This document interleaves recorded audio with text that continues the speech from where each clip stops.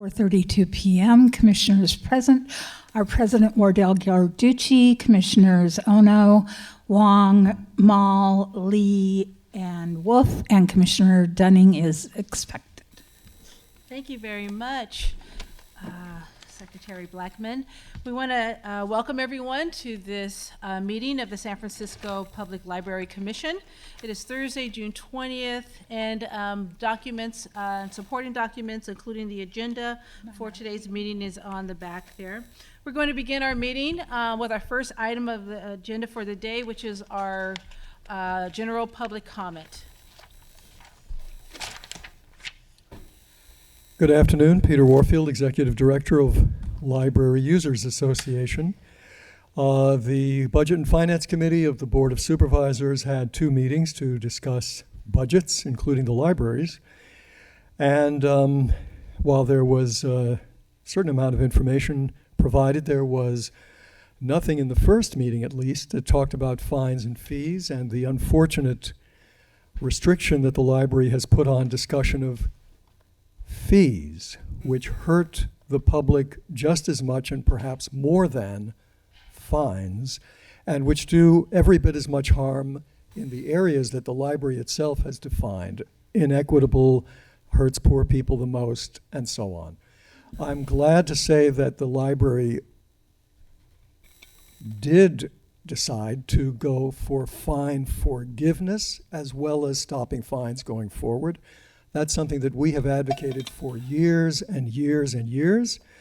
And in fact, the library's initial January plan, as you know, only included the stopping of fines going forward. We were very distressed about that because what about the people with fines on the books? And in March, you went ahead with that. So those are good steps in the right direction. But fees, there are many, many people, including kids, who don't pay any fines and haven't for 45 years, who can't use the library as a place to borrow things because of fees. We didn't hear a thing about privacy-busting RFID implementation, which presumably is ongoing. It was budgeted last year and has got some money in the budget for this year. We didn't hear a thing about hours, which the library has been advertising as, quote, better hours, but in fact went precisely against all of its own surveys of its own public, which told it that if you're going to provide more hours, we would like to have more evenings and weekends.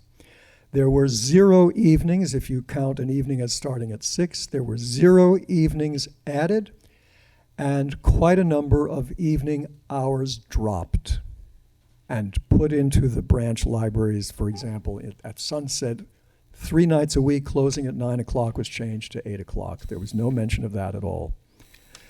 Finally, there was an event that the library advertised and helped solicit people for that the Friends put on, but they put it on outside the library in a location that essentially is a bar, and for which you presumably had to be over 21. And that, I think, is problematic.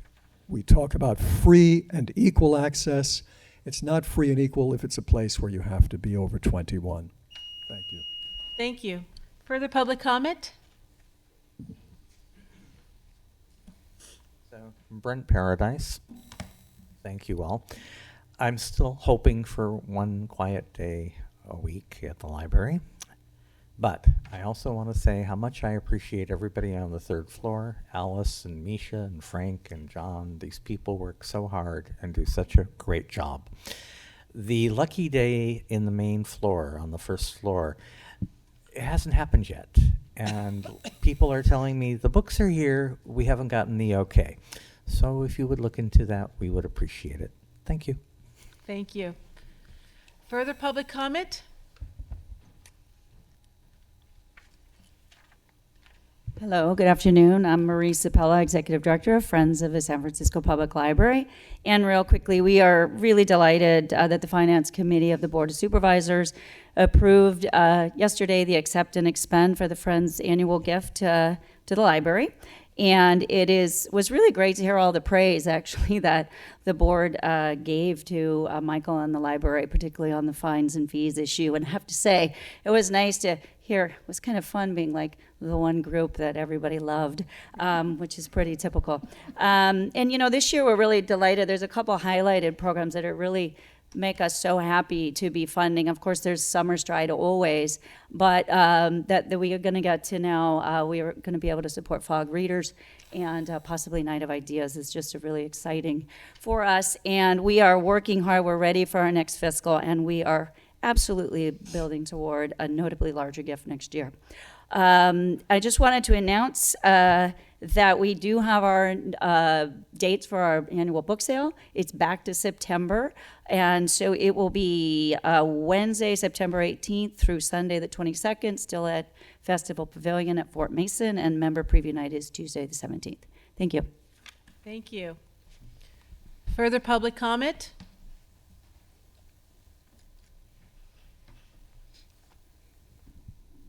Seeing that there's none, we're going to move on to our agenda item number 2, which is on the Exploratorium exhibit at the main library. This is a discussion of the Exploratorium exhibit and learn more information about the exhibit itself. Thank you, President Wardell. Good evening, Commissioners. Over the course of the past year, you may recall seeing some exhibits in the atrium of the main library. This was some prototyping that the Exploratorium has been conducting here.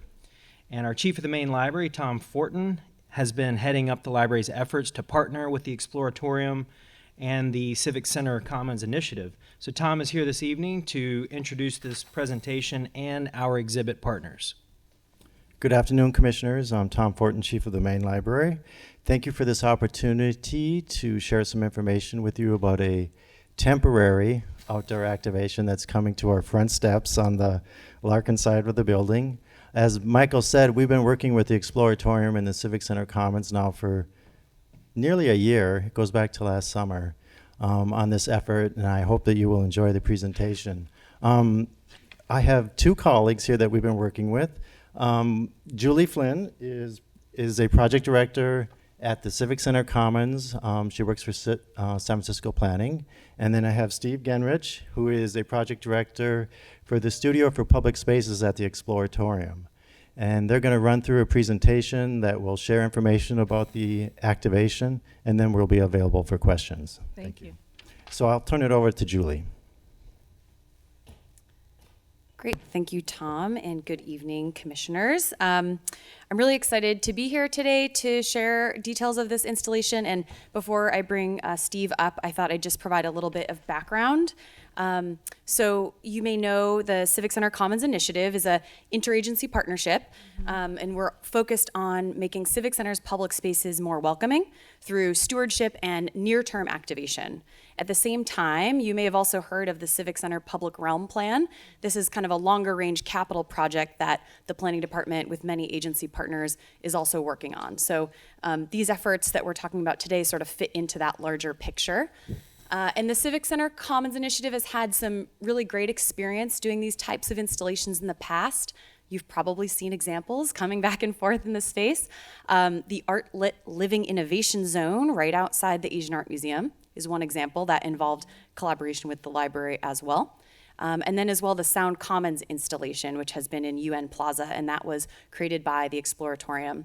As that installation is kind of going away this summer after 2 successful years, we're excited to be bringing another one to the space. And I would just say that, everything you'll see about the installation today really builds from lessons learned from those installations. So, we know that these installations work when they're durable, engaging to the public, responsive to the architectural environment, and well cared for. And through the Civic Center Commons Stewardship Program, which is a partnership with Public Works, we'll have stewards from Hunters Point Family or Urban Alchemy who will be present in the spaces acting as docents, and they'll provide cleaning services. So, through a partnership with them, we're really excited that the installation will be kind of well, stewarded and all of that during its lifetime. So it's an exciting time in Civic Center. The site with the Larkin steps, with the buy right kiosk and the new playgrounds, there's a lot of new kind of foot traffic, and we're really excited about the opportunity there, and we think the installation will really kind of build on the successful programming of the step sales that's already there. So with that, I will turn it over to Steve. Thank you, Tom and Julie, and thank you for having us out here. You can lift it up. There you go. Can you hear me all right? Yeah. Okay, my name is Steve Gunrich. I'm the project director for the Exploratorium Studio for Public Spaces. And the Exploratorium established this studio about 10 years ago to do works out in public space, like the Sound Commons. So wait, let me see if, here we go. So about a year ago, actually 2 years ago, we applied to the National Science Foundation to sort of meld these two areas at the Exploratorium, the work that we're doing out in public space and the work that we're doing with social sciences inside the museum. And the grant got approved, and now over the past year, we've been prototyping social science exhibits out in public spaces, and as a way of sort of refining how these exhibits work with the public and how the public responds to them.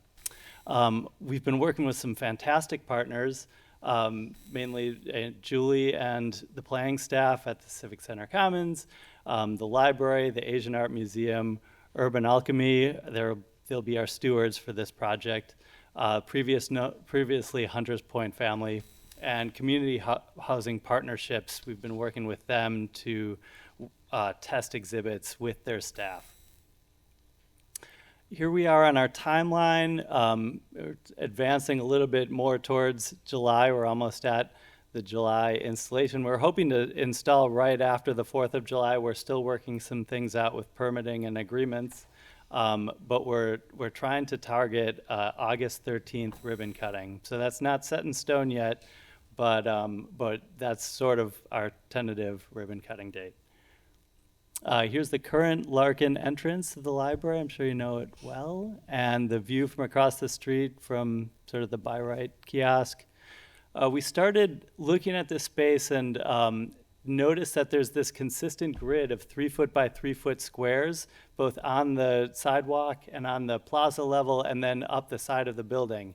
So our architect sort of started working with that concept of how do we extrude that grid upward and add some elevation to that plaza. So she came up with a column design that is 3 feet by 3 feet by 12 feet high, and each one of the columns has an exhibit module in the center that teaches some element of social science. We're also working with this we're working with different chairs, both on the ground level. We're hoping to establish more seating out in that area, but also using them in our graphics panels and on the columns as sort of a metaphor for the diversity of people that are in that space. This is an aerial view of what we expect it to look like. A view from the buy right kiosk across the street. Oh, another aerial view. Oh, here we go. Another aerial view, and then here are some of the pictures of the exhibits that we've been prototyping both in the atrium and in outdoor spaces like UN Plaza and in front of the Asian Art Museum. And just, we have a research team at the Exploratorium that surveys the people using these and tries to get better information while we're prototyping these, so by the time we invest in the final installation, we know that they're going to be successful with the people who come and visit them. Here's a picture of all 16 of the columns. Actually, it's 14. There's going to be 16 total. There are a few things like an introductory panel and a few other items that aren't shown there. But it's kind of a mix of more active, engaging elements, and some of them are more cerebral and will require some reading and sort of slowing people down so they can engage with the content. This is our typical column. So we have an engineer on our staff who's been working with this quite a bit, and we have a structural engineer who signed off on the drawing and how it will make sure that it's stable. And then finally, after the installation, we're spending the next about year and a half on a research project trying to learn more about how people learn about social science out in public spaces.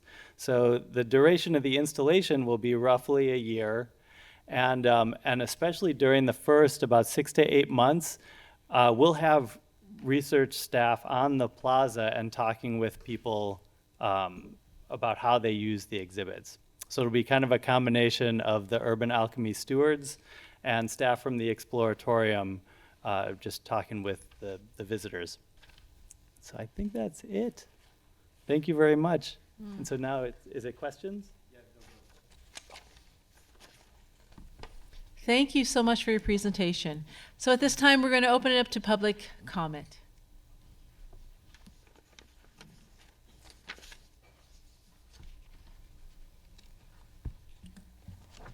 Peter Warfield, Executive Director of Library Users Association. I've twice heard that there's a perspective from the buy right kiosk, when in fact the larger area that it's in is Civic Center Plaza.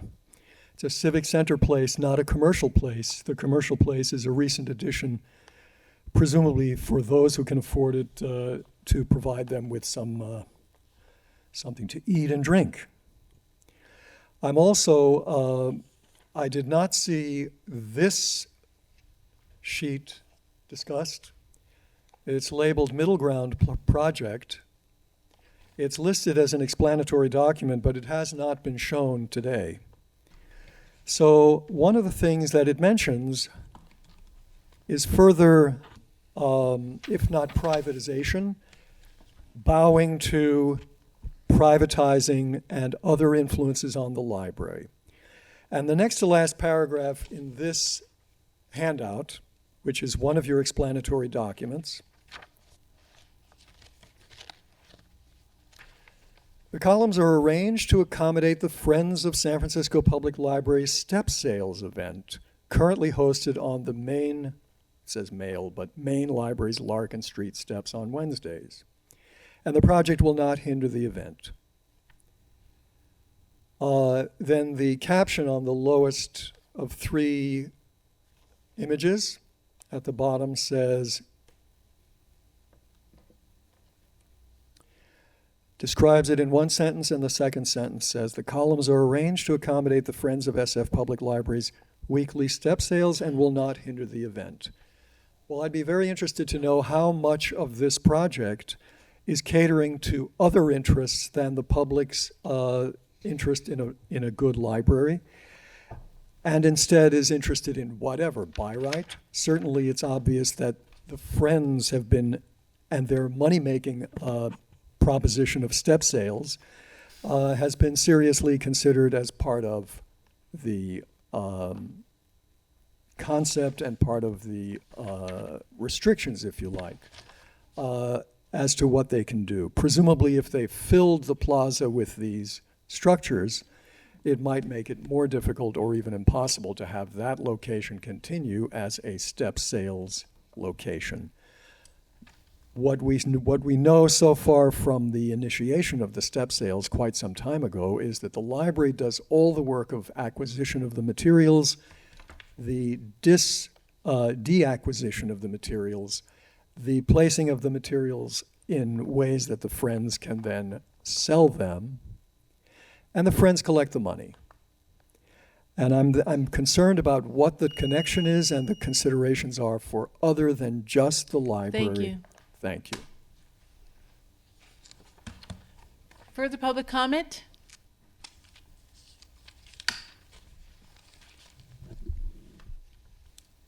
Okay, seeing that there's none, we're going to move into a Commissioner. Yeah. We're going to move into a commission discussion on this item, and we're going to both invite Tom along with Julie and Steve to make yourselves available for any comments and or questions the commissioners may have about your presentation. So commissioners, it's open up to you. Commissioner Mall. You two should probably stand at the podium in anticipation. It's not that big deal question. I just wanted to say that I think this looks like a really interesting project. I love the color. I think that anything that's happening right now in the Civic Center Plaza to liven it up and to sort of break up what we've known previously is just a big plus. I'm a little worried, though I know you've thought a lot about it, but I'm just curious as to what's going to keep these guys up as opposed to falling over. So they are anchored to the concrete. So as part of that structural engineering review, our consultant sort of established like an anchoring system where we're anchoring plates to the ground and then the columns anchor to the plates. So we're going to be protecting that granite surface with a 1/8-inch thick foam sheet that goes under the metal plates. And then after the columns come down, we're working with the Architectural Resources Group to patch the holes and bring it back to its condition, its existing condition. Okay, thanks. I knew you'd thought about that. Yeah, you answered one of my questions about what was going to happen afterwards to restore it. Any other questions, commissioners, or comments? Commissioner Lee? Yes. I look at a timeline and I saw a few keywords. I'm just wondering, is this something to do with design thinking? Yeah, definitely. We that's sort of the design thinking process is something that has been part of the Exploratorium's exhibit development process since its inception, and recently has become sort of a more popular way of talking about the process. But that's what, when I was talking about the work that we do to prototype an object over and over again and test it with the public before establishing the final product, that is sort of a core concept of design thinking. So that's right. So when you go through the design thinking, what is the problem definition, so to speak, problem requirement that ended up? Because very often, what is at the beginning, going through that, that may be different outcome. So I'm just curious about it. For this project, we have two goals. It comes down to an experiential goal where we're working with making better places. And the second goal is education. So the goal of this exhibition is to educate the public about social science. So when we're testing out the exhibits with the public, we're looking for a certain amount of enjoyment and engagement, and then also a certain amount of education, of like giving people a little bit new experience or new knowledge about a certain topic. So once you have done this with researchers collecting the data, that means that the same thing, if other cities would be interested, they can replicate it? That's the idea, yeah. So the National Science Foundation is interested in projects that sort of increase the understanding in a field, and in this case, it's the field of science education, informal science education, and public space work. So at the end of the project, we're going to be publishing papers and documentation talking about specifically the role of stewardship in public spaces. And so that's one of the reasons why we're working so closely with the planning department and with Urban Alchemy, is to see how these spaces can be transformed with better stewardship. Great. Answer all my questions, all my curiosity. Thank you. Thank you so much. Commissioner Wolf? Hi, thank you so much for the presentation. I'm a huge fan of the Exploratorium. It's such an important cultural and educational resource in the city, and it's wonderful to move it from the Bay inland and to have more presence here. So thank you so much for that. I had a couple of questions. The first is that can you give us any kind of taste of what one of these stations will have in it? Just so that you talk about understanding social science, but social sciences is huge. So is there any way you can give us a little taste of that? And then the other question I had for you was understanding if you do have people in the field talking to visitors, will they be, I just want to be sure they're identified and kind of like, so people can ask some questions as well as them interviewing, but having that kind of identification I think will be very, very important. And the third part is just making sure this could be fantastic its opening week, and then it could look so terrible if it's not well kept up, cleaned, no tagging, no vandalism. So just those three questions about would really take place in one of these little columns. How to make sure that the vandalism is addressed and making sure the staff are clearly identified. Yeah. So, so the first one, an example of one of these columns. Like I mentioned, the goals of our project are to enliven the space. So one of the columns is 2 poles with hands coming off of them, that when you hold the hands, it creates a circuit and starts playing music. And so this was an exhibit that we have at the Exploratorium, and we're trying it out outside. The hands are far enough apart that it's hard to stretch your arms far enough to touch them with one person, so you have to hold hands with another person. So that one is more playful and more like creating a social experience.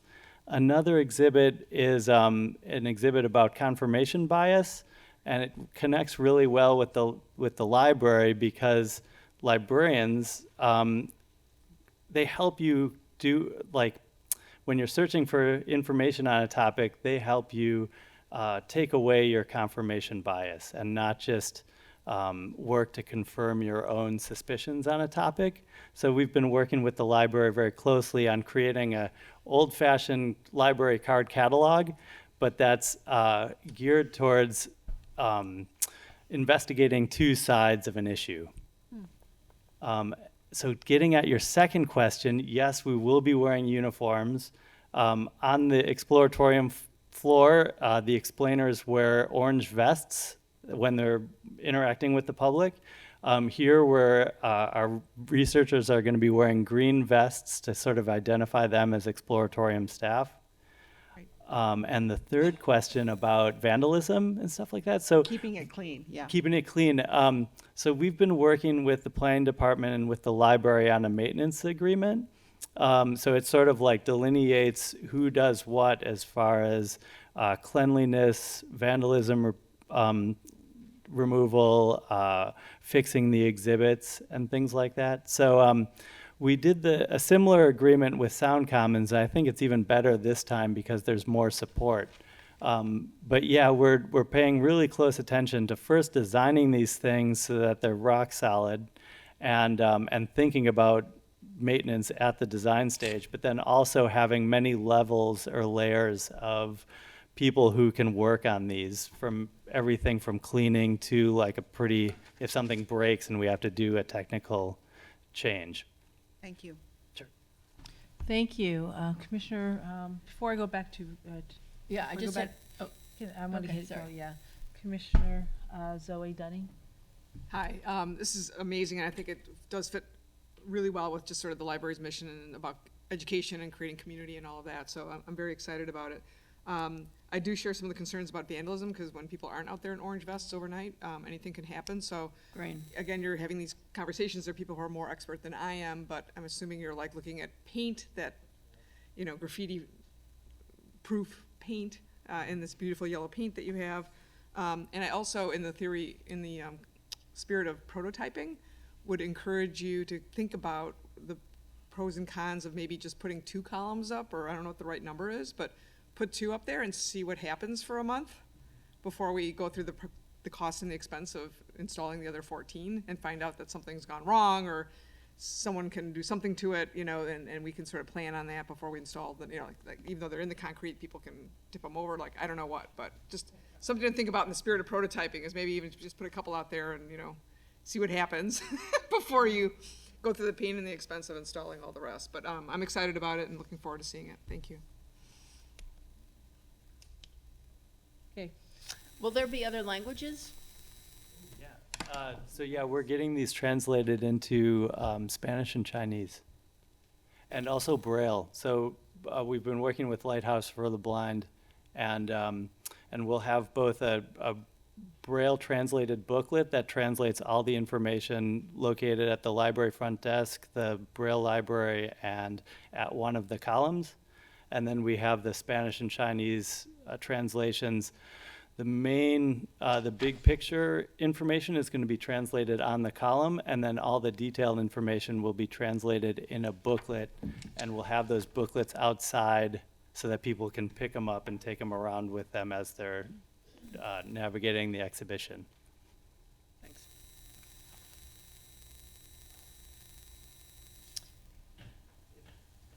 And thank you. And then if I may, I just want to add that, and Julie probably has more information or could state it better than I can, but, you know, with the Urban Alchemy Stewards, I think the assignment is from 8 a.m. until 7 p.m. And when they arrive in the morning, they will do a check on each of the exhibits, looking for things like graffiti or vandalism, and then it will be reported right away. And Exploratorium in this maintenance agreement is committed to fixing things right away. And in fact, when we asked this question of Steve, they do have money set aside in their grant from the National Science Foundation to replace damaged or vandalized exhibits and what have you. And then if I can, I just want to highlight one of the columns that I really appreciate. And this is, one of them, it will have a clock on it, and it will have a ticker on it that will have a ticker going that's highlighting programming that is happening in the main library that day. So passersby might see a program of interest and then be compelled to come into the library. But I don't know, Julie, if you want to maybe say more about the steward's role in maintaining them? Sure, absolutely. And I think in my mind, I'm immediately going to some of the major art installations that have happened just across the street in Civic Center Plaza. So you recently probably saw Lest We Forget, those large photographs of Holocaust survivors.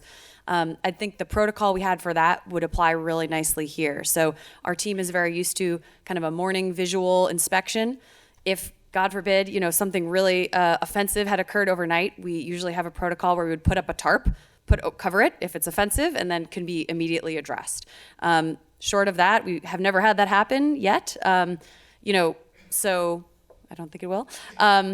Short of that, you know, they're able to quickly, as Tom mentioned, just report anything. You know, really light. You know, someone took a Sharpie and wrote something, they're adept at kind of wiping that away and can handle those small issues right on the spot. Any larger issues, you know, the Exploratorium is right here in town, and I'd say, you know, we've worked together really closely on Sound Commons, and I can just say that they've been so responsive for, you know, any issue with the exhibits over the years. So I feel we have a really strong team that won't, you know, be asking too much of the custodial staff at the library that are already quite busy. So I think, you know, our team has a pretty strong base in terms of how to deal with the issues if they arise.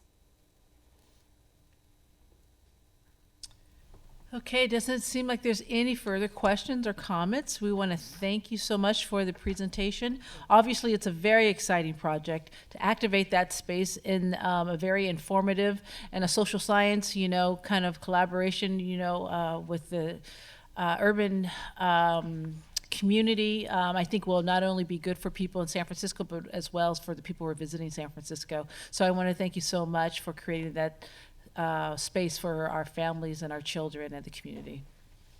Thank you. So we're going to move on to our budget update. This is for fiscal year 2021. It is an update on the budget and the annual Friends of the San Francisco Public Library Grants Award. Good afternoon, Commissioners. I'm excited to be here today to give you an update on the budget as it's evolved since our last detailed discussion in February. So I'll give you a little bit of an overview of the mayor's overarching city budget, highlight some of the key changes that happened in the budget in the mayor's phase, and then give you an update of what happened at the board hearings both last week and this week. So really high level for the city, they're looking at a $12 billion budget per fiscal year. It's slightly higher in fiscal 20 at $12.3 billion.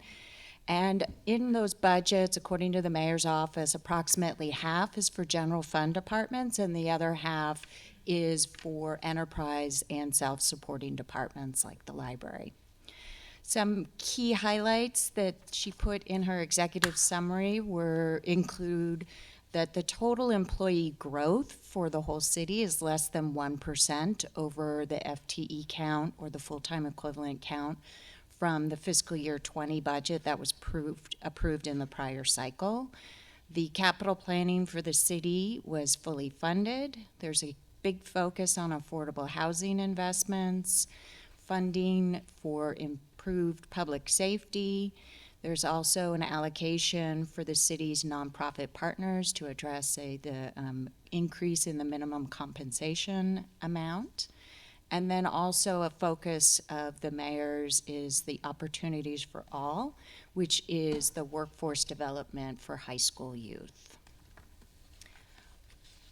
For the department ourselves, some of the key things to call out for you is that the proposed budget as of May 31st from the mayor was $173.8 million for fiscal 21, and then approximately $169.3 million for fiscal 21.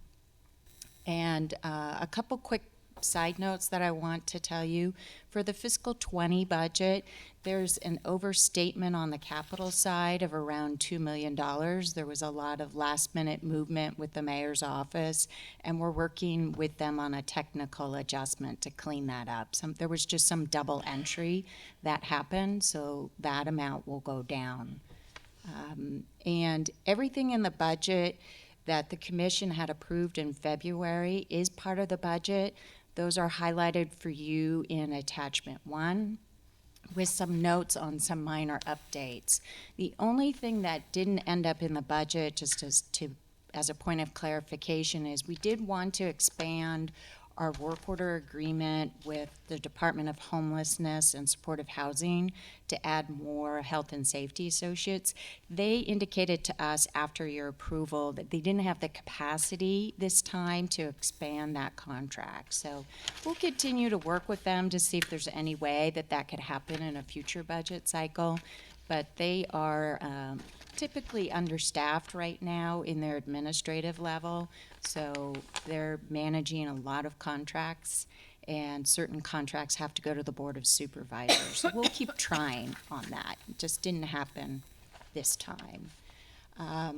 So when we submitted the budget, the estimated budget in February was just shy of $165 million for fiscal 20 and around $167 for fiscal 21.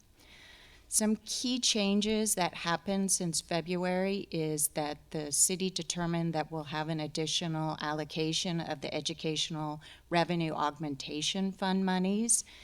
Again, those are classified as one-time monies as far as the city is concerned. For the library, our allocation was approximately $4.2 million.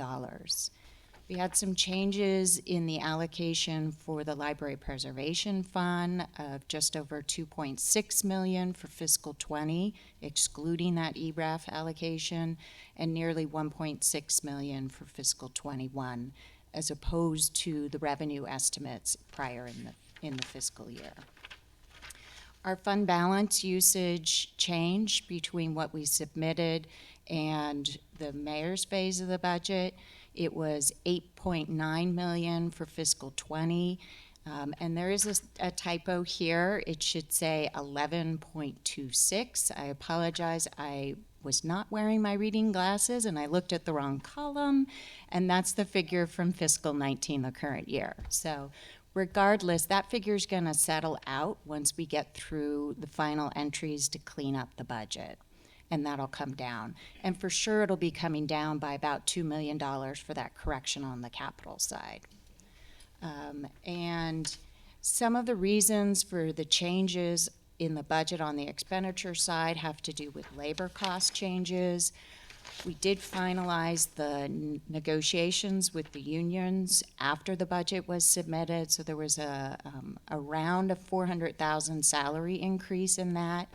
There was an adjustment to fringe that is also associated with just a truing up of the budget for with the Health and Human Services Department, or the Health Services Department, excuse me, that handles the fringe for the city, specifically around our healthcare plan. And then also directly in that, we have had in the past a structural underfunding of our fringe benefits, because the budget system typically creates an allocation for fringe on the full-time equivalent count, but some of our capital or some of our fringe costs are based on head count. So when we have part-time folks, it ends up underfunding us. So we were able to convince the mayor's office and the controller's office to let us fix that problem appropriately. So that is an adjustment.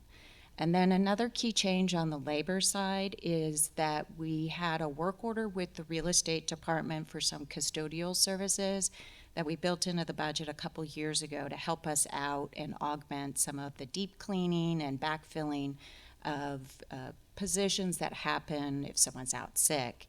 And in the mayor's phase of the process, we determined with them as well as real estate that the correct move is to take those positions and move them into our budget. So now they're part of our budget rather than real estate's budget. So that means our FTE count on an annualized basis will go up by about 5 FTEs. Yeah, so that was pretty exciting. That's the increasing mains restroom monitor? No, that's separate. Oh, sorry. And that's okay. the next item. So you guys had also mentioned that at some point you would like to increase the restroom monitoring that's happening here at the main library. We have piloted it on the weekends, and Tom can let you know, but we've been seeing some good results on the reviews of the restrooms from the folks who are using it on Saturday and Sunday. So part of what we did in the mayor's phase of the budget is bump up that budget so it can be 7 days a week. And we will be moving forward with actualizing that as soon as possible in the fiscal year 20. So you probably won't see 7 days a week right away, but we'll get to that as quickly as possible. And then again, with the ERAF, the 4.2 million, we did about a 2 million apiece allocation for Chinatown and Ocean View. That'll help us get to full funding for Chinatown a little bit faster. And then Fulton Street will have some additional monies for more scoping work. We haven't really gotten too far in the scoping work just yet, but we have had a meeting with some folks at Public Works in order to really figure out when everything can fit into our schedule. Another key capital change is the Seismic Joint. Right on the last day of the mayor trying to finalize the budget, I got a rather hurried call from the project manager for the Seismic Joint, and she was concerned that we had under budgeted that project by around $2 million. So rather than us be in a situation where we go and we put that project out to bid and we're short, I said I'd be willing to allocate some additional monies, but I wanted her to go back to the drawing board and really come up with a refined estimate. So they're not guaranteed that money, but it's there should we need it. And if we don't need it, then we can reallocate it at a future point to other capital projects. So those are just some of the key highlights that I wanted to showcase to you of the changes that happened between February and end of May, beginning of June. So really high level on the sources side, you'll see that the mayor's phase of the budget has our revenue for LPF sitting at 161 million, and for fiscal 21, it's at nearly 163 million. And you can see what the growth is on the Library Preservation Fund side. For fiscal 20, it's important to note that 4.2 million of that $14 million figure includes that ERAF money. And then, of course, this does include the reduction of the overdue fine revenue, which on an annual basis is approximately $300,000. On the uses side, our labor, of course, is the largest portion of our budget. So labor figure here is at $97 million for fiscal 20, and that's inclusive of salary and fringe, and over $100 million for fiscal 21. Our next largest category is capital, and that can fluctuate from year to year based on our funding strategy. And then after that, the third largest category is collections. So again, our FTE count is adjusting for those custodial positions that are transitioning from real estate over to the library. And then as far as the board's phase, as has been mentioned, we've had 2 board hearings already. The first one was on the 14th, and that was generally the departments give an overview to the supervisors to give them a sense of some key changes and investments in the budget, and then have an opportunity for them to ask questions of us of what's in our proposed budget. The second hearing day is traditionally for the department to discuss what happened in the negotiations with the board's budget and legislative analyst, as well as any legislation that's part of our budget proposal. For the library, our 2 pieces of legislation were the accept and expend of the Friends annual gift, which was just shy of $808,000, and then we also had the ordinance about the fines. Both of those items at the commission or at the Board of Supervisors meeting were forwarded on to the full board with positive recommendation, which was excellent to hear. And then we did reach agreement with the board's analyst on our reductions. That data was not available or publicly available in time for the explanatory documents, but it should be part of the commission's packet right now, and it's also available at the back of the room. And for fiscal 20, we're looking at a reduction total of $424,500, which is just about 0.2% of the mayor's proposed budget. And for 21, the $547,000 budget is about 0.3% of the proposed budget. In the process of negotiating with the analyst, we always look at what could we possibly shift to another cycle, or what are some costs where the actual trend doesn't really justify the budget proposal that we have.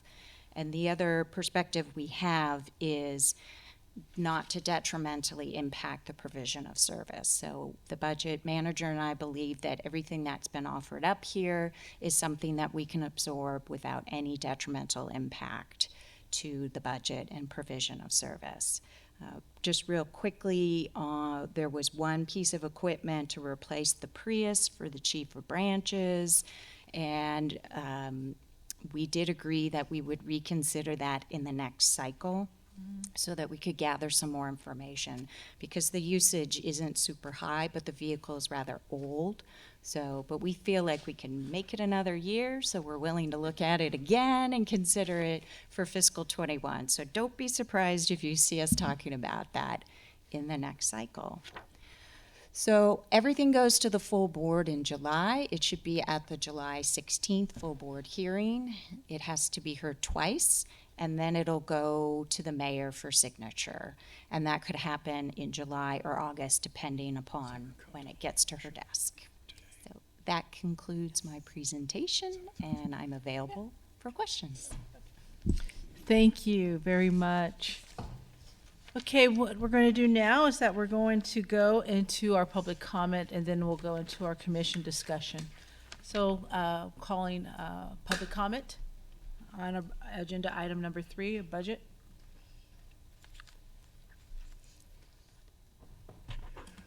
Peter Warfield, Executive Director of Library Users Association. Thank you for the presentation. I want to say there are some troubling aspects here that, in fact, I think are misleading. The page unnumbered that has long overdue talks about the resolution of the supervisors to accept and expend. It doesn't say expend, but the actual resolution does not say $807,820.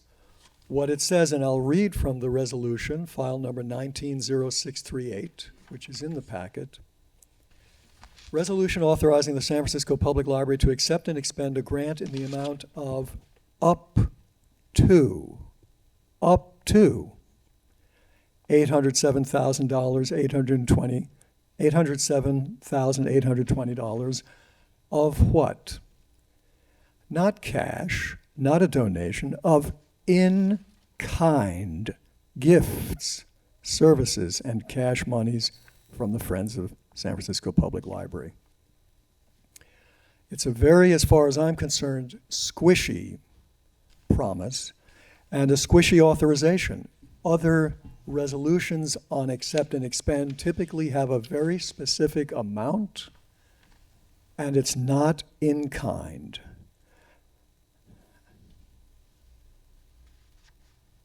So I'd certainly like to know what that represents in terms of actual expected or, for that matter, past donations.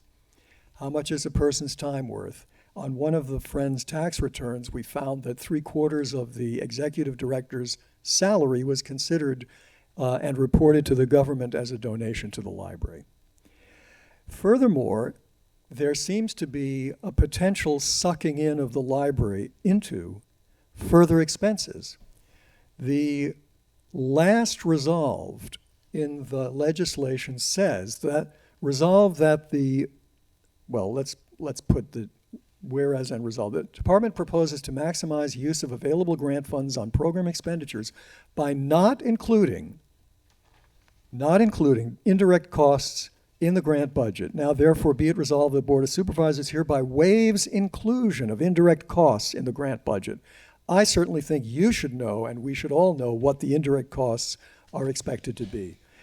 I'm also concerned about the materials budget, the collections. It's down to 10.4%. In the past, we've heard that it's desirable to have 15% of the budget, and at times we've heard 10 to 15%. This is rock bottom percentage for collections in a very generous budget. Thank you. Thank you.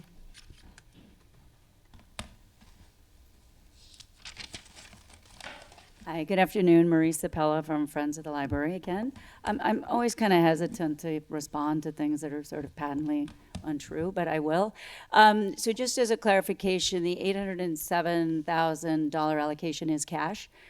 We do value in kind on top of it when you look at our audit, and that is because we manage, and we have staff who manage all of the assets and the investments for the library and make a decision every year about what is released, which is a combination of unrestricted funds as well as some restricted funds which were either time limited or purpose limited.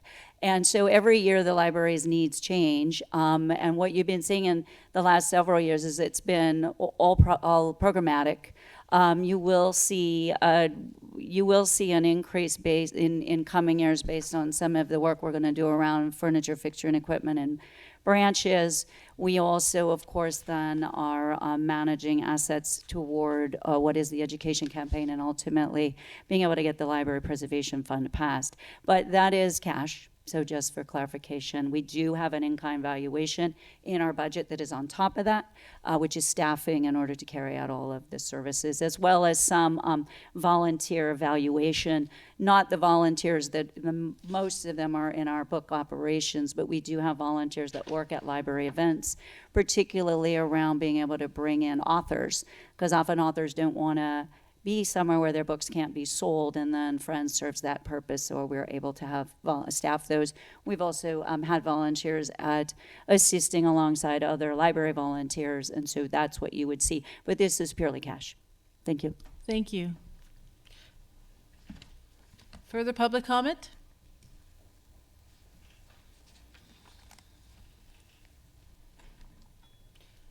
Seeing that there's none, we're going to move it into our commission discussion on the fiscal year 2021 budget update. Commissioners, do you have any questions and or comments for Maureen?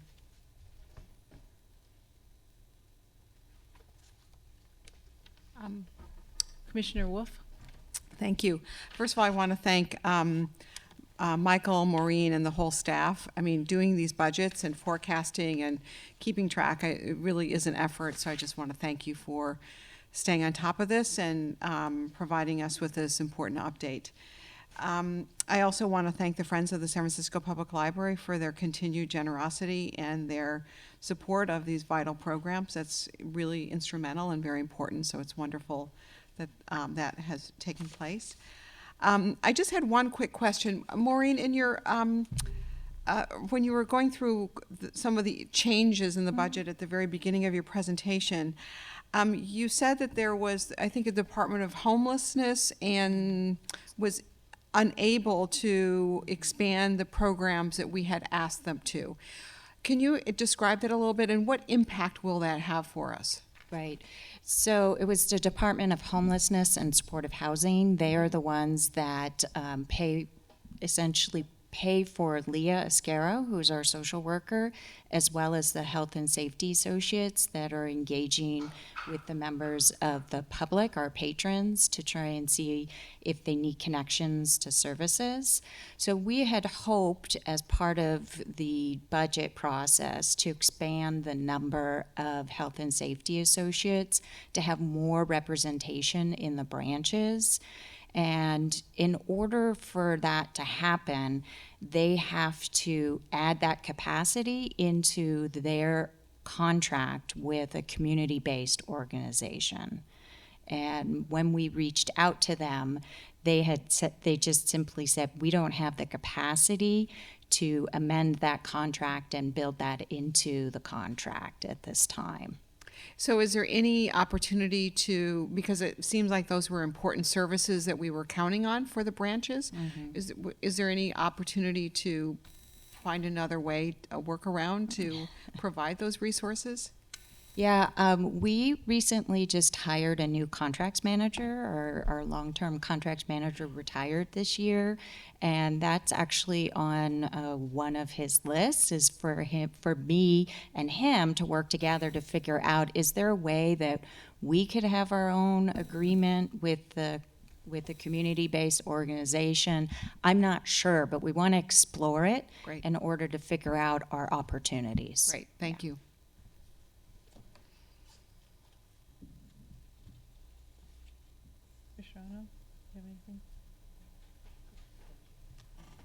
And I'll come back again probably in July with the final figures and just everything cleaned up to review with you all one more time what's in the budget.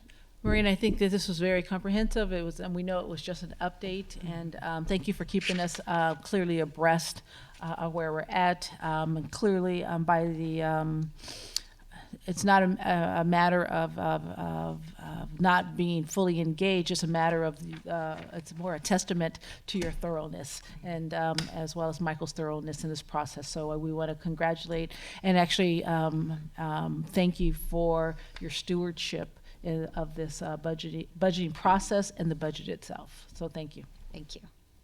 So we're going to move on to our item number 4 on our agenda, which is the City Librarians Report. And we're going to find out about the recent library activities and announcement that the City Librarian has. And you can see that there's a few items that are going to be included in this report.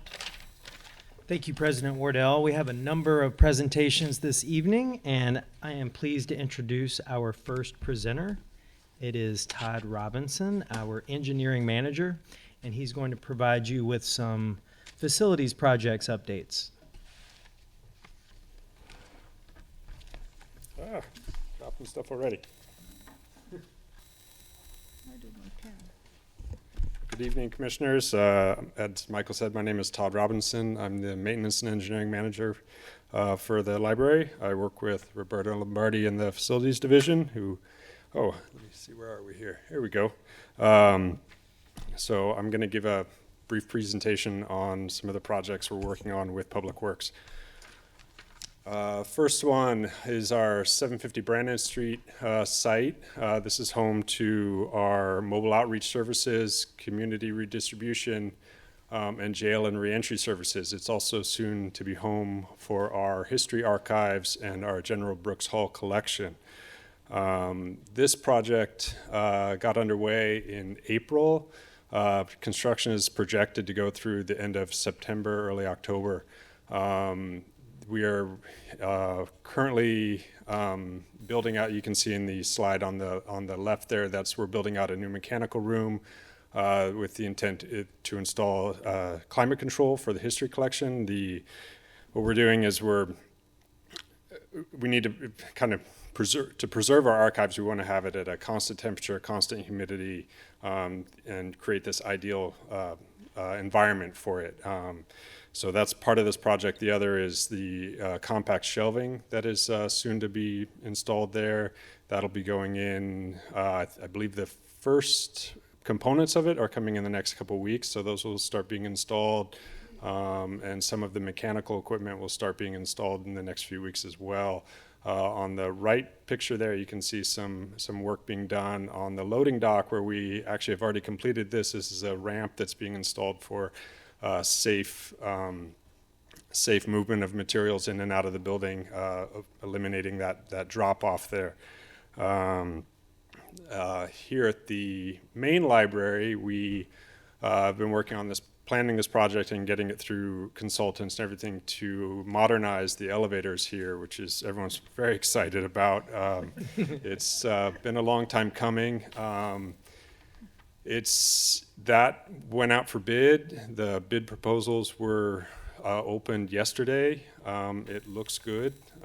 We're under budget on 2 of them, so we're happy to hear that. There's going to be the award should happen sometime late July is the expectation. We'll probably see submittals and procurement and everything carry us through the end of the year and into the start of next calendar year. So we're expecting to start that project somewhere February 2020. So that's where we stand on that one. The project itself, it's going to be a modernization of all the elevators throughout the building. The public elevators are going to get new interiors. There's going to be improvements to security and access control. And there's some of the functionality that we've actually lost with our current system that we'll regain, plus we'll gain more. So that's coming. What do we have next? Another exciting one. This one, automated materials handling system. You've, I'm sure, heard about our materials handling system here on the first floor. We are replacing that system, and we're adding a second one on the lower level that will be supporting our branches. That sorting machine will, my understanding, be the largest one in California. Pretty excited about that one. We're approved and ready to go on the purchase for the machines. Lingso is the manufacturer that's they're starting their project management and getting that going. On our side, we're going to be building out the lower level to accommodate this machine. Delivery services is going to be getting a new working area. We're also looking into changing some of the workflow patterns on the lower level to make things a little more streamlined and better operations.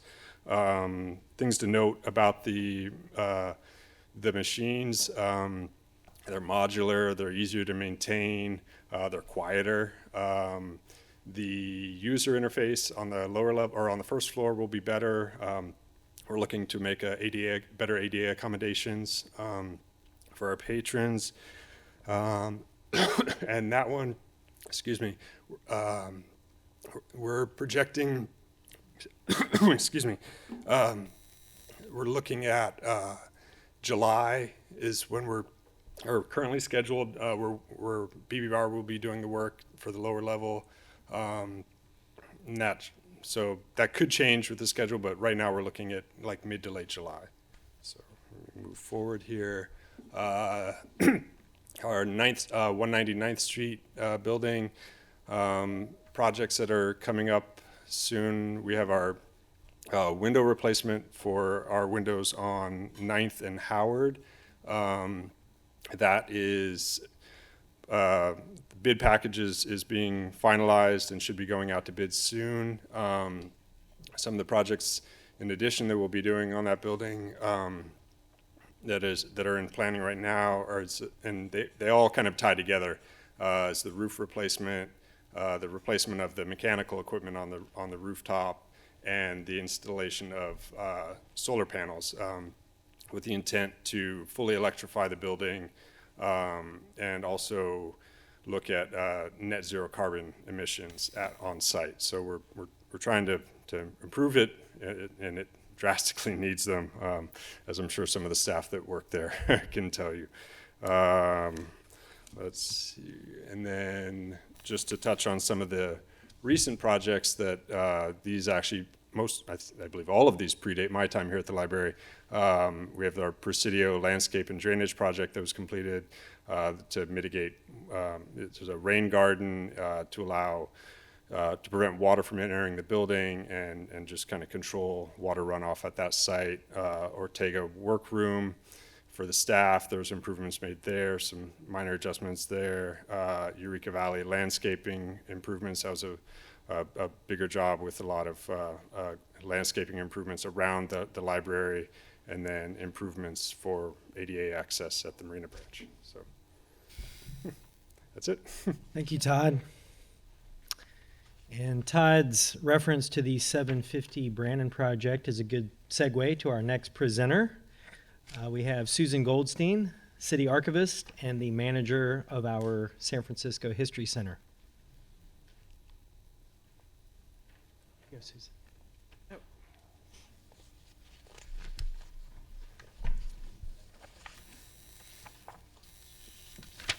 Hi, good afternoon, commissioners. I'm Susan Goldstein. I manage San Francisco History Center and the Book Arts and Special Collections on the 6th floor. And there's a picture of our beautiful department.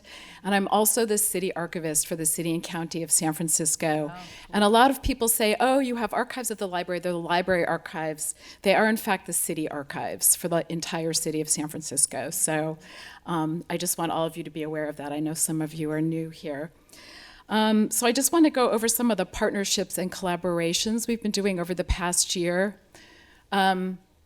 And this is what I kind of just talked about. We have city records. These are down in Brooks Hall. Now I can say that they're going to be moved to Brannan Street. I'm very happy about that. There's space built in for these. And these are the old ledgers going back to starting with the Mexican period and the early American period in 1849. We also have archives and manuscript collections for San Francisco.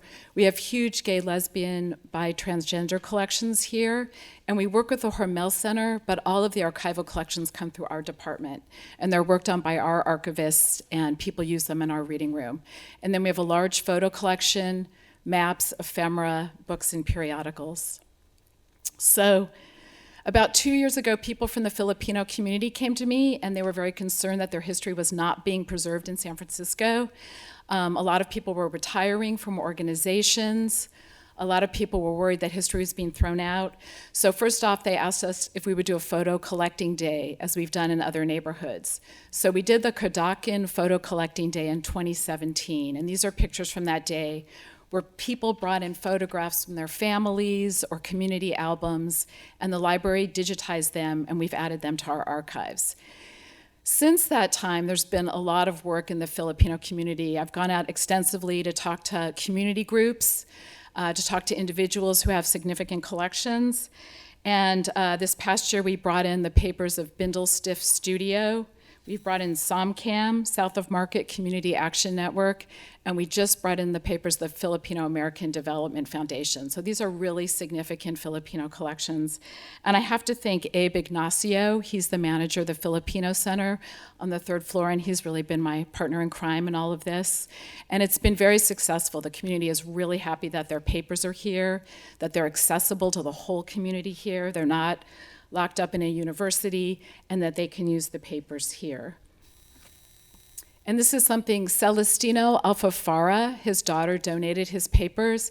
He's very significant in California Filipino history. He won a case in the 1940s that Filipinos could own land here in opposition to the alien land law where Chinese and Filipinos could not own land.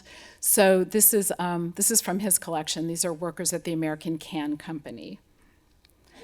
We've also been having a lot more classes come in, and this is from Washington High. This was a class that came in and spent a whole morning with us, going through archival collections,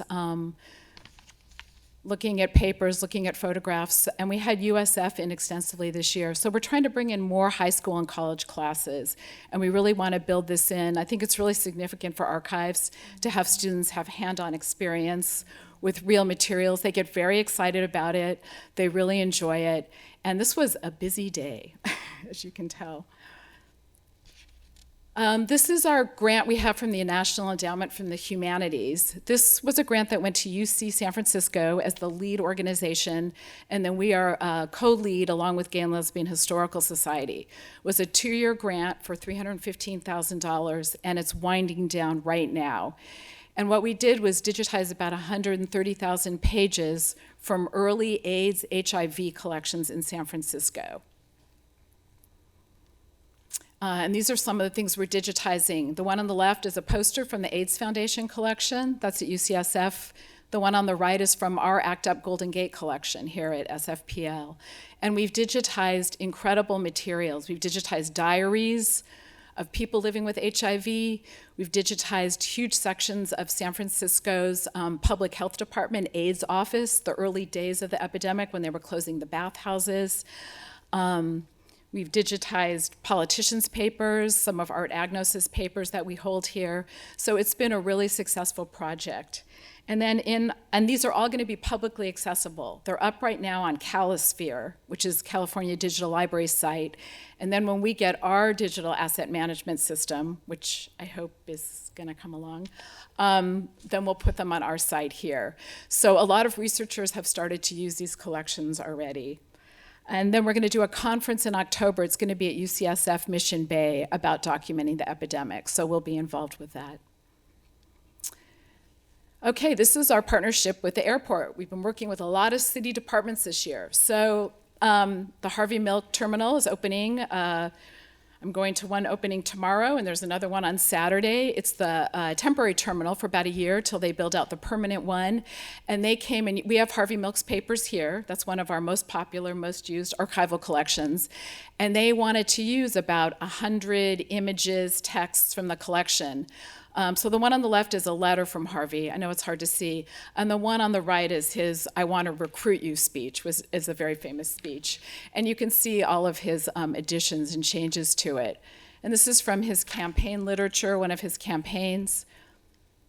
Who is the woman? Not right now, sorry. Yeah, so what we did is they wanted to use so many of our materials, and it was really hard for us to let so many valuable things off-site. So we have a DigiCenter on our 5th floor, and we have a spiffy, great digitizing camera there.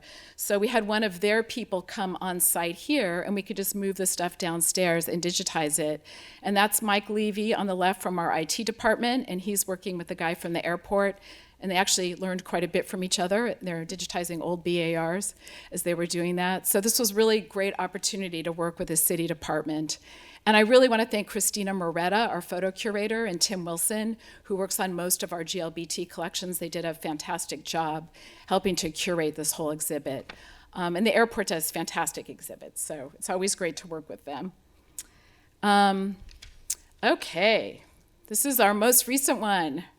The Assessor Recorder's Office photographs. So on May 1st, the Assessor Recorder turned over to us about 94,000 photographs from their collection of buildings in San Francisco. And this is the day of the press conference when Michael and I went over to City Hall. And we showed some of the photos. A lot of press turned out, English language and Chinese press. And we have had a lot of Chinese speakers coming in to use these photographs since this got so much press. And Sam Whiting wrote an excellent article in the SF Chronicle. If you haven't seen that, I highly recommend it. So these photos date from about the 1940s to 2000, and it's all kinds of properties in the city. It's houses, commercial buildings, banks, hospitals, hotels, and they're a great resource for people who want to research their house, but they're also really significant for people who want to do any kind of neighborhood or landscape architecture or more academic research too.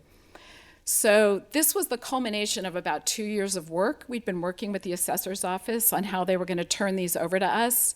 They had people on site in our Brannan building separating these photos from the building cards that they needed to keep. And our staff here worked really hard on providing access. These did not come to us in any order, so we had to organize all of them. And I really want to thank Yoon Lee from our data analytics department, and also Adam Markosian from IT, as well as Christina Moretta, the photo curator, because they had to come up with systems for organizing them and making them accessible on our website. And if you haven't done it, you should go to our website and do a search for your address. And there's a map, it's a pretty map, but there's a way you can search just using your address. that's a little quicker, and see what results you get and see if we have photos of your building. So the first day this went out, within 72 hours, we had 250 requests come into our department. So we've been a little overloaded, and even today was a photo day today, and there were a bunch of people in using the assessor's photos. And people pull out their own house, and then they pull out their entire block from different envelopes, and they do all these really cool projects. And if you look at neighborhood blogs, it's up on the Sunnyside blog, it's up on the Glen Park blog, like everybody's writing about these photos. So this was a really great opportunity. We're very happy to work with the assessor to bring this. And one patron just wrote in, I just wanted to let you know that I went yesterday to check out the photos I requested, and the staff was awesome. The process was well organized, photos were retrieved quickly, I found what I needed. Since I've never been to the new main library, finding the appropriate elevator was a challenge, but otherwise it was a breeze. Thanks so much. And so it is definitely bringing people who have never been to the main library. They've never been to our department, but they have never been to the main library. So that's been very exciting. This is my future. On the left are Gavin Newsom's papers when they came to us. On the right is what Ed Lee's staff handed me when he went out of office.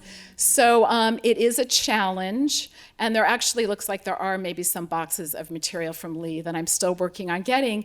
But this is just speaking to what's happening with not just the mayors, but all the city departments and how we're going to capture and retain digital information. And we need lots and lots of storage. And I know Michael Lang is back there, to store these things, and we need a way to provide access to these. And also coming up this year, Rec Park is celebrating their 150th anniversary, and they are transferring all their records over to us from 150 years. So that is a large collection coming. I already have all their minutes from the 1800s in large ledger books. So those are really wonderful. And then we have the move to Brannan Street. So it's going to be a very exciting year. So, thank you. Thank you so much, Susan. I just want to commend Susan for her extraordinary leadership. She has a citywide impact. She is an incredible leader in our organization, and she does such great work. Thank you so much, Susan.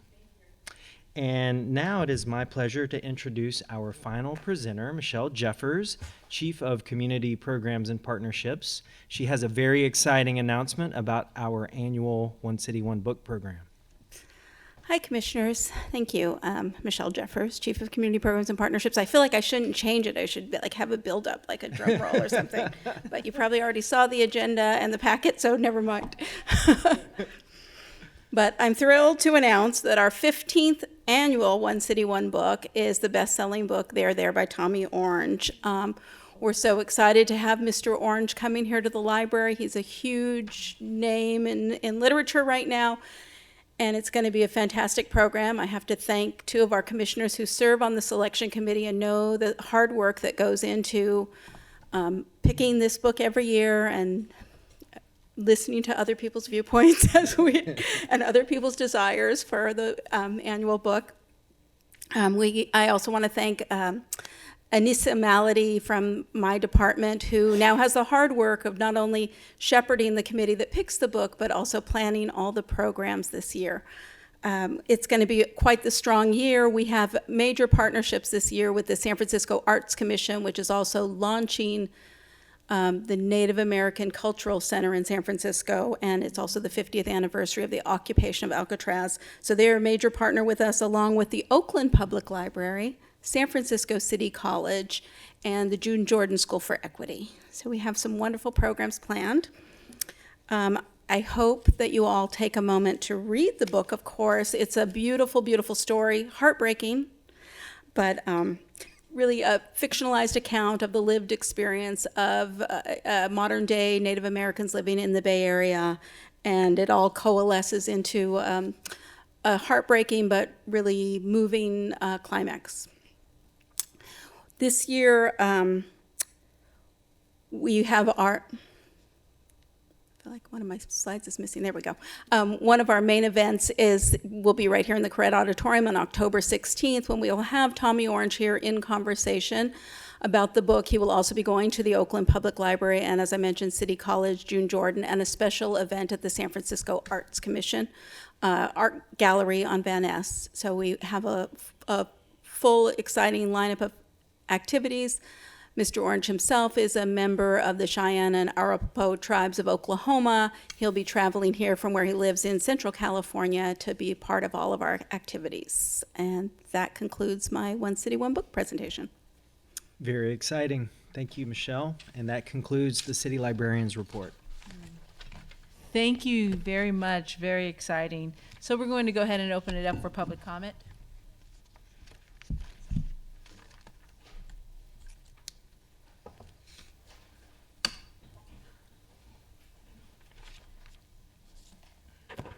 Peter Warfield, Executive Director of Library Users Association. Thank you very much for those reports and for the presentations.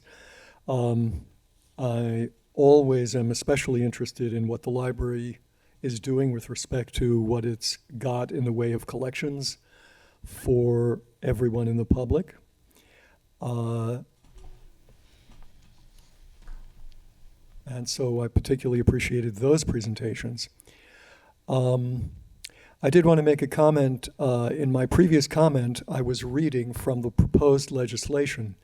I don't mind, and in fact appreciate, being corrected, but the Friends director said that it was basically what I said was patently wrong. If it was patently wrong, it was simply what I was reading from the legislation, and the legislation talked about up to, the legislation talked about in kind. And so the materials here should have presumably clarified what exactly was meant. She said that this was a cash donation and that volunteer or in-kind materials, in-kind donations would be an addition. So I hope that will be coming true, and we'll see what happens. With respect to facilities projects update, that was a very interesting presentation as well. And what I found a little bit odd was that there wasn't a single price tag on any of the projects. So we have no idea whether something is a minor project costing a small amount, a major project, or generally what these things are costing.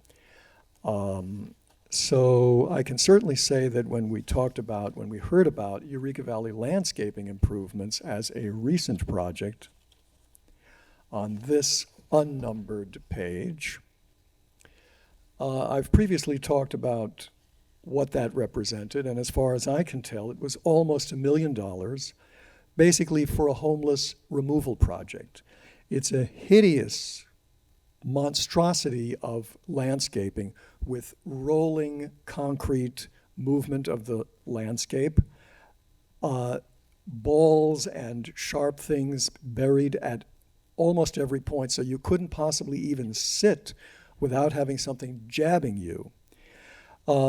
Pleasant, welcoming places where you could sit are basically messed up with halfway along where you could sit in front of the library, a fence and the pleasant bench that you could sit under a tree gone.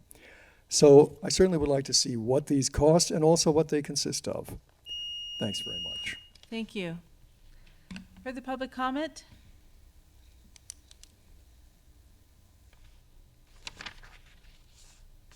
Okay, seeing that there's none, we're going to move into a commission discussion. In regard to the City Librarians report, we have 3 presentations. Todd, Susan, and Michelle. All 3 of them were really informative and helped give us information on 3 critical areas of the library's work. Any commissioners have any comments or questions for those professionals? Commissioner Wong. Thank you so much, as always, for the fantastic report.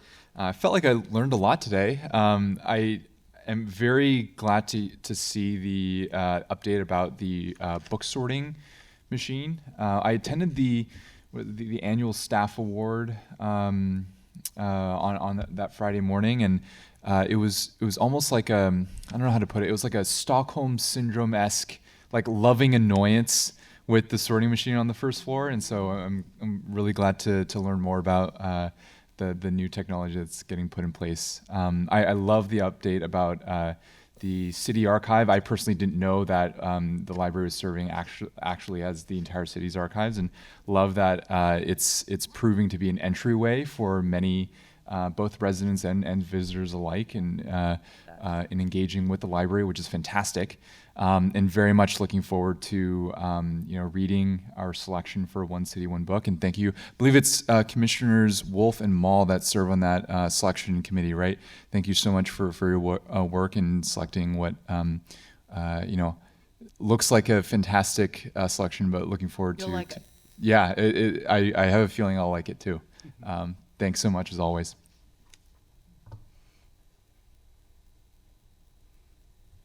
Commissioner Dunning? I just have one question about the material handling system. By the time I ask it, you probably may not even make it down here. And forgive my ignorance here, but if we ever implement, if and when we implement RFID, is there an integration issue? Like, are they completely separate, or like, is it capable to deal with that, or Compatible with both. It's compatible with both. All right. Yes. All right. Thank you. That's all. Commissioner Wolf?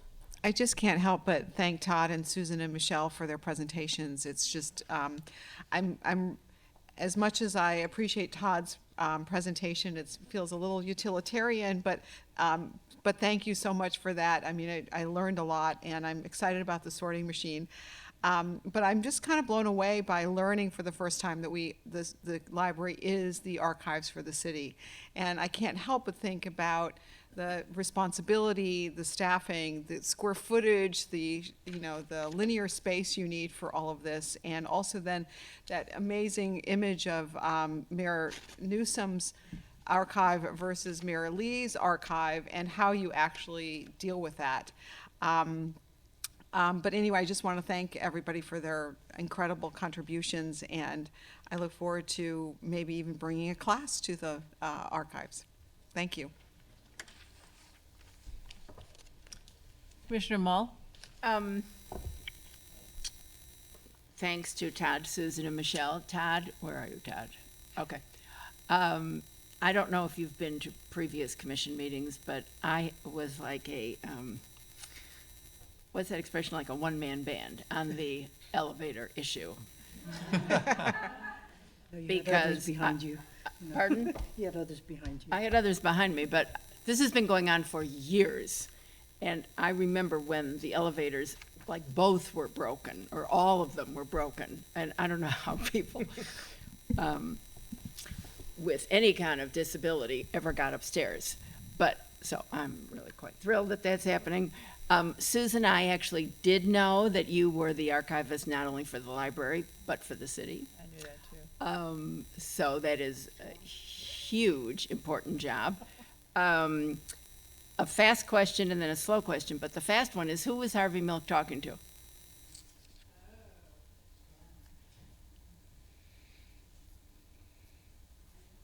You don't know? Okay. I think the prior photo. It's from a piece of campaign literature, Yeah. but I actually could probably look it up and find out, especially if you think you know her. But maybe.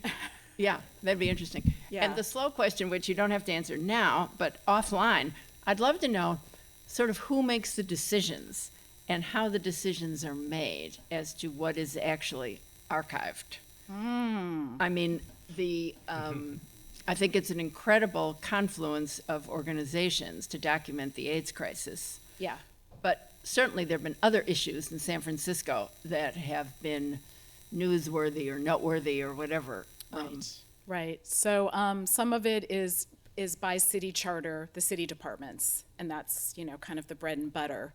Some of the other ones are in consultation with the Hormel Center staff, the gay and lesbian ones, looking at those. Some, I think of my job as being, how do you document the city? What record do I leave and how do I document the city? So I just got a deed of gift today from the Coalition on Homelessness. I was just going to ask that question. And they're about to move, and I have been over there, and boy, I need a student intern, and I have a former grad student who works for Salesforce now who wants to work on it. It's going to be a big project. But so we do look at big social issues in the city. Glide Church gave us their papers about 5 years ago. They're not here yet.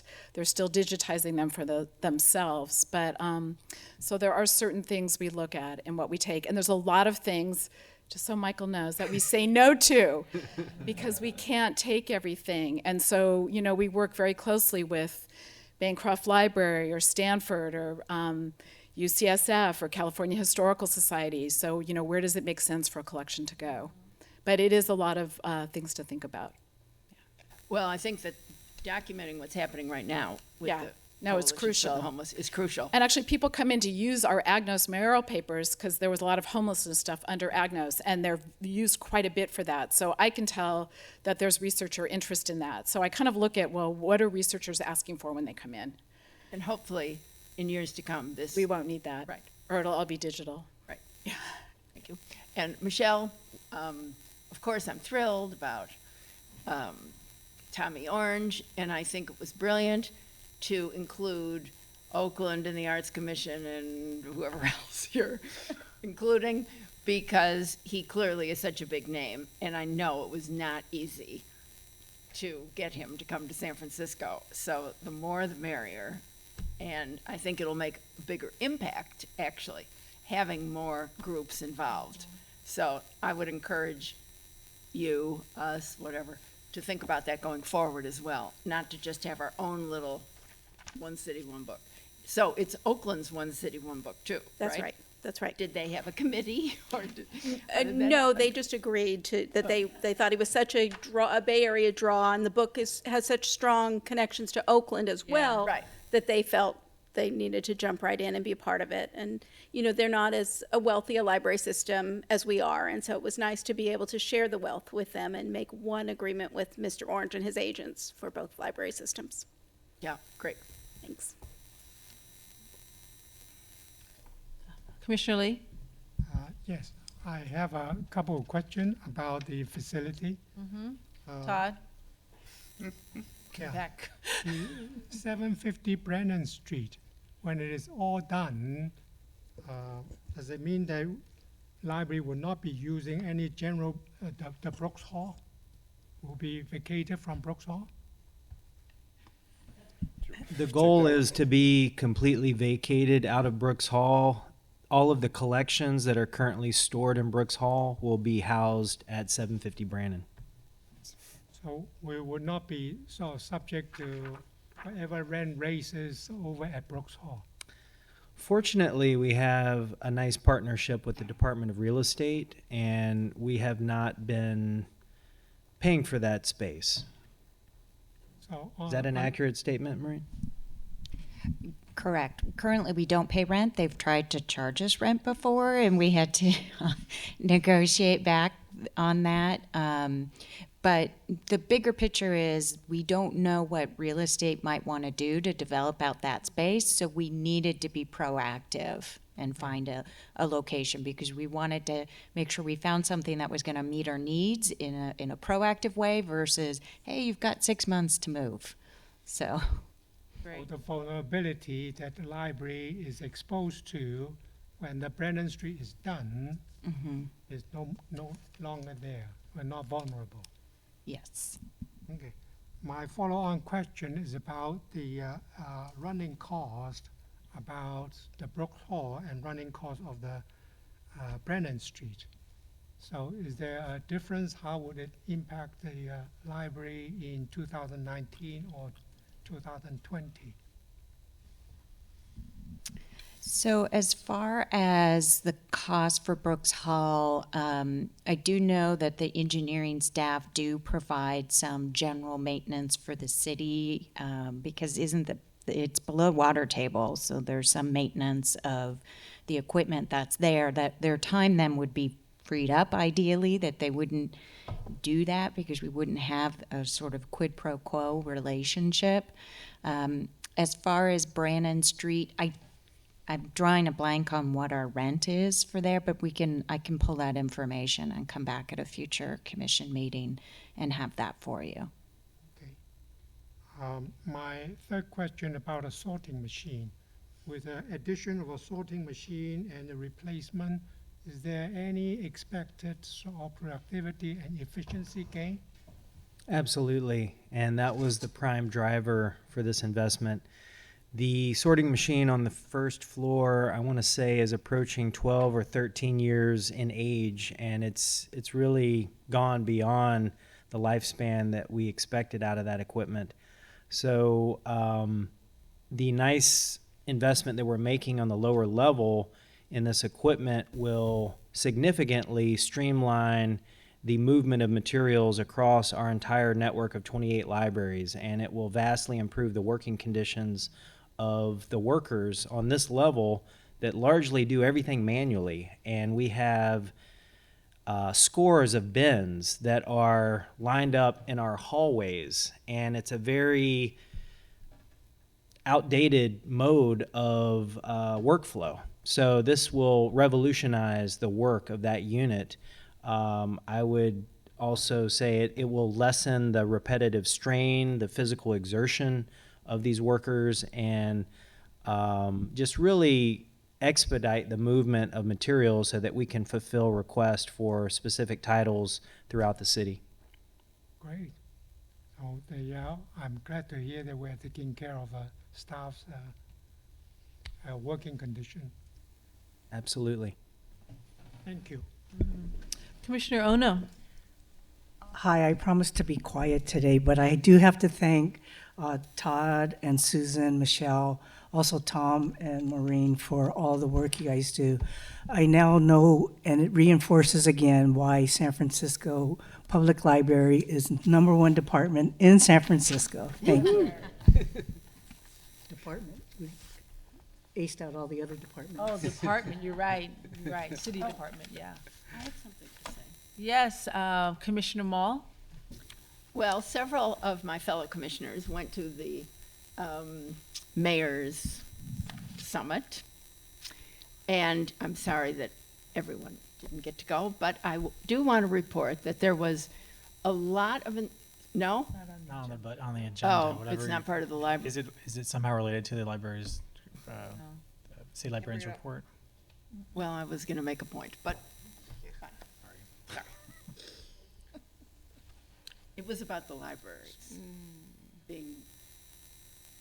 Is there any other further comment on the librarian's report? Thank you all of you that came tonight for this specific agenda item. It was dynamite, simply wonderful. Thank you. Okay, we're going to move on to approving our minutes of May 16th, 2019. It is an actionable item by the commission, and we will open it up to public comment.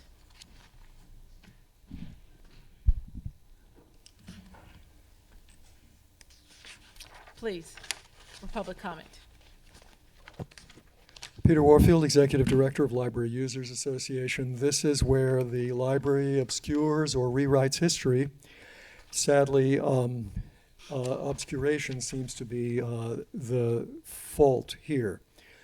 Agenda item number 1, public comment.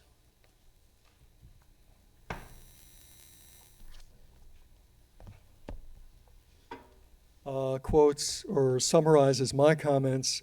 He said the library should be reminding people of the Facebook privacy issues.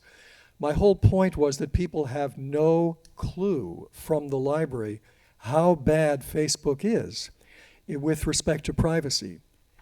The library should be warning people, educating people, informing people, not reminding people. Remind suggests they already know something. And the library has done nothing to warn people about the tremendous privacy issues that continually, over and over, more and more, in a variety of ways, keep coming up with respect to Facebook. And instead, it's touting Facebook on its monthly newsletter 3 times, typically, Get Social, and touts Facebook and other problematic worlds for people to enter and invites them basically to get into problems. With respect to item 2, the Maya Angelou thing, It says that there's a reference to a sculpture, but it appears that we are not getting a sculpture for sure. He said he was at the meeting on April 1st. What meeting? I was at the Arts Commission meeting. Appreciate noting that. On the question of library collections, utilization trends, he said as a proportion of the library's overall budget, it's not so great. What's not so great? The collection budget is not so great, if you want to put it that way. There's also a very uninformative way of saying what I was concerned about with respect to free and equal access. And the last sentence says, if you don't, he said that he's concerned that many materials are only available as digital. He said if you don't have a device of your own, you're just out of luck. No. If you don't have a compatible device, and you may need several to look at all the stuff, if you don't have a compatible device of your own, you cannot read or see the material even if you are inside the library. That's key. You come to the library and you can't see the stuff that's here because you don't have pay to play, you don't have the gear. And that's important to get straight as a critique. Thank you. Thank you. Any further public comment? Okay, commissioners, you have an actionable item before you with the agenda items of approval of the, not the agenda, but approval of the minutes from May 16, 2019. Is there a motion to approve? I move. Is there second. There's a second. There's both a motion and a second. Any additional discussion? Okay, all those in favor say aye. Aye. Aye. All those opposed? Okay, the motion is passed to approve the minutes of May 16, 2019. And now we've moved on to our final agenda item, which is adjournment. This requires a motion and a public comment. So we'll have our final public comment.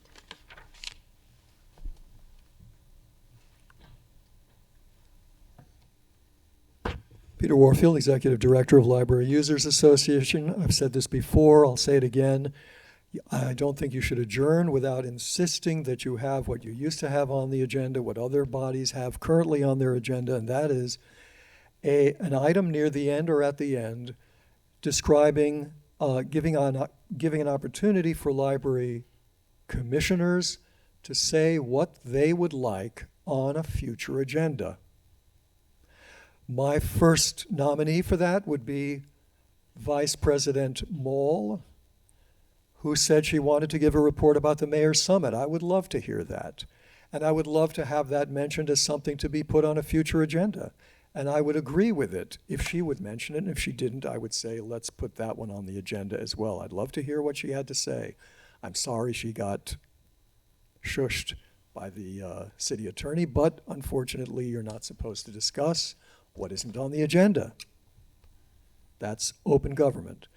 I would love to hear it, and I would love to hear others of you who have any ideas whatsoever about what you're interested in.